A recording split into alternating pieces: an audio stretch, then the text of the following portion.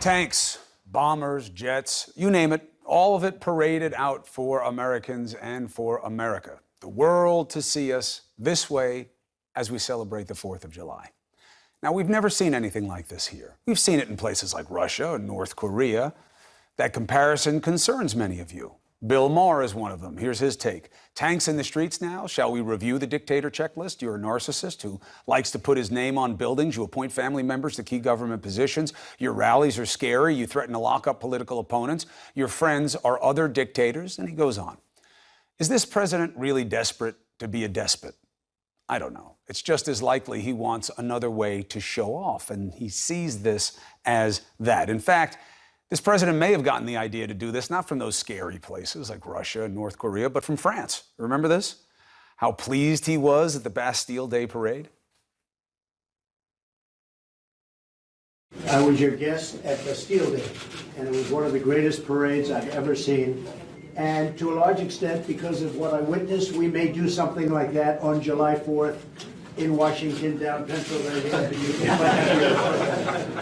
All right, so look, that could be it. He thought it looked strong, and he is all about the sell, and what sells power more than military muscle.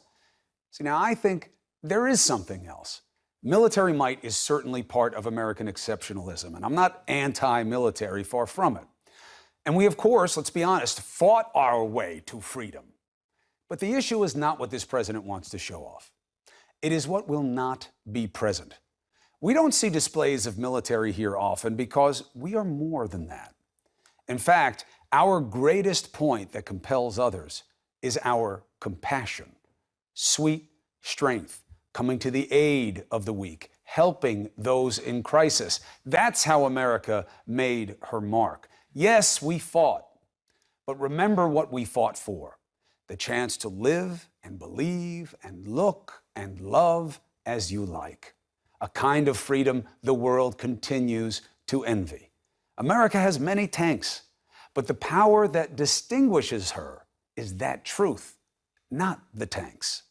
The bigger problem is that this president is shortchanging America by featuring just one aspect. He's making us look like the guy who has big arms in the gym but no legs. America must always show her strongest muscle is her heart.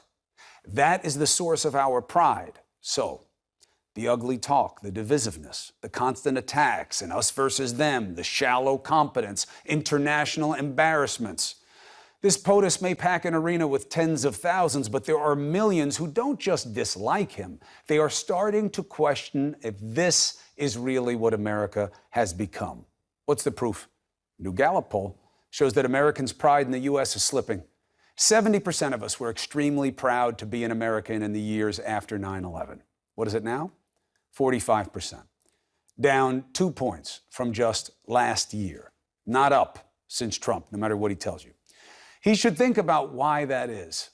And if he listens to his pals and pawns on the political fringe who say, he's a victim, you're a victim, he's once again getting bad advice. You want to show tanks, jets, whatever? Fine. We paid for them. They protect us. Great. We love our military. We don't take care of them the way we should, but we love them. They don't define America, though. And this president needs to understand that. We're not a country that's nothing without our missiles, to be respected merely for our nukes. As we see, those proxies for power are getting all too common, right? Better to show what makes America uncommon, our real weapon against oppressors. That is our interconnectedness and our interdependence, that which truly motivated our independence. This country is about those with no bond with one another except a mutual determination to live a dream of being free to live as they like. Put that on display. Show off the fruits of our struggle. We live here as a testament to the possible. E pluribus unum. Out of many, one.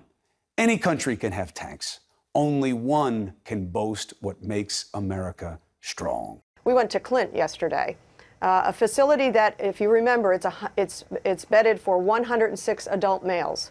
When we came in, we were told there were 25 children in that facility. I asked, didn't you have quite a few more 2 weeks ago? Yes. 2 weeks ago, they had 250.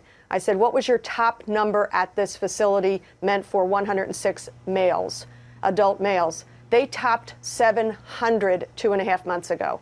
So I was haunted all night long. Where did the other 600 and so go? What we saw there, Jake, we were not able to get into the cell that the children were being held in. 6 children held in a similar concrete cell behind a thick, heavy door, behind glass. And we tried to shout in. Someone shouted into them that we were members of Congress there, hoping to help them, hoping to learn, as John Lewis says, but also hoping to help them. And when I scribbled this note on a piece of paper and held it up to the glass, and the guard corrected me. The note simply says, "We heart you, we love you." And the children smiled. You know what they did? They passed a note under the floor, under the door. And we got in trouble. The guard worried we were sending something. The children sent us a note out. And the note said, "How can we help you?" The children wanted to help us. That's inhumanity. Children in a cage behind glass, unable to speak to leaders of Congress. Democratic Congresswoman Madeline Dean, thank you so much for telling us what you saw. We really appreciate it.